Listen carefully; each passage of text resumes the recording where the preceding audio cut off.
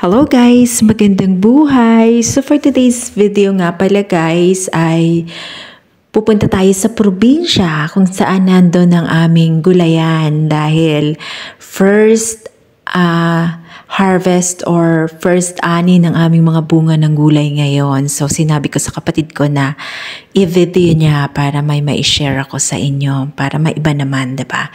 Ayan nga guys, ito yung aming mga tanim na gulay. Merong lampakan kung nakita ninyo kanina, merong mga talong, may kamatis, merong sitaw. Ayan, so mag-aani. At ni-request ko na isama nila ang aming mother there na 70 years old na para naman ma-enjoy niya yung pamimitas and makapag-exercise din siya, 'di ba? Ang pamimitas ay isa ding exercise. Ayan.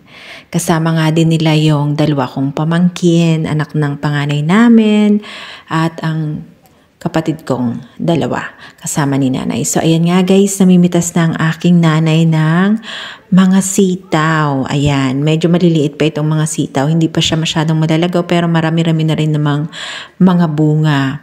At dahil nga daw maulan so naglaglagan daw yung mga bulaklak. Pero hopefully lalago pa sila at dadami pa yung kanilang mga ibubunga sa susunod na ani or pamimitas na kanilang bunga. Ayan.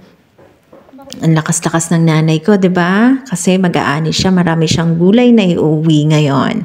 Masarap talaga guys sa probinsya pag meron kang itanim, meron kang aanihin at hindi ka magugutuman. Kaya magtanim tayo ng magtanim. Ako dito sa Italia kahit sa pasulang marami akong tanim. Kasi mahilig talaga kaming magtanim yung family ko. Kasi ang father ko ay magsasaka. Ayan.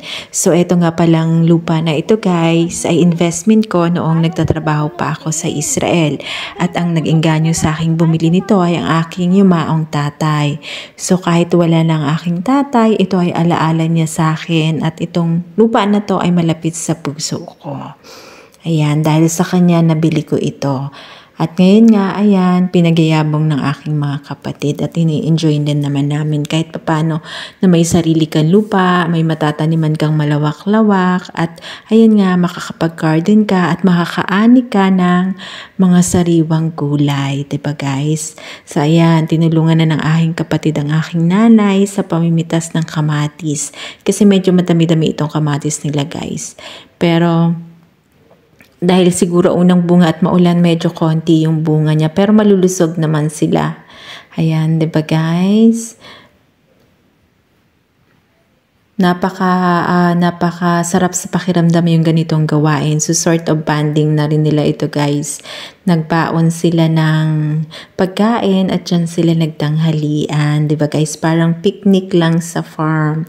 Napakasarap talaga guys sa probinsya. Simple lang ang buhay. Diba? At simple lang din ang kaligayahan. O, ayan. Diba? Busy-busy ang aking mother there sa pamimitas. Noong tinawagan ko nga guys kanina yung nanay ko, napakasigla ng boses niya and tuwang-tuwa siya.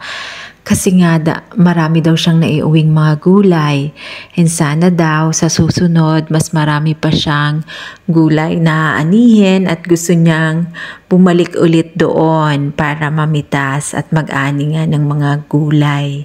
Diba guys? Ayan, tinutulungan siya ng aking pamangkin. Yung pamangkin ko ang tagabitbit ng lagayan at sumusunod kay nanay kung saan siya pumunta at mamimitas. Ayan, diba guys, nakakatuwa. Banding din nilang maglola ito.